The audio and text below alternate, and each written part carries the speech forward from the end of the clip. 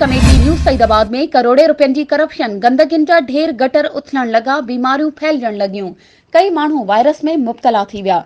Administrator news Saidabad पंहिंजी office मां 8 महीननि खां गायब, क्लार्कनि सां मिली करे कूड़ा बिल ठाहिण में मसरूफ़।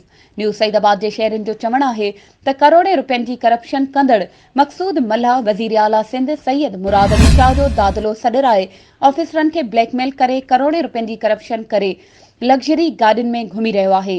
तरक़ियाती स्कीमनि जे वर्क ऑर्डर ते लखे रुपयनि जी कमीशन वठी पंहिंजा हथ ठोकिया ठेकेदार मुक़रर करे कूड़ियुनि स्कीमनि जे नाले ते करोड़े रुपया करप्शन कई आहे। शहरियुनि जो चवणु आहे त नेब एंटी करप्शन बि हिन जी इंक्वायरी नथियूं कनि। हुननि चीफ जस्टिस ऑफ पाकिस्तान वज़ीर आला सिंध MNA जनाब मखदूम जमील ज़मा साहिब ऐं ॿियनि खां मुतालबो कयो आहे त करप्शन जे बादशाह मक़सूद मल्हा खे हटाए साफ़ शफ़ाफ़ इंक्वायरी कराए सख़्त सज़ा ॾिनी वञे।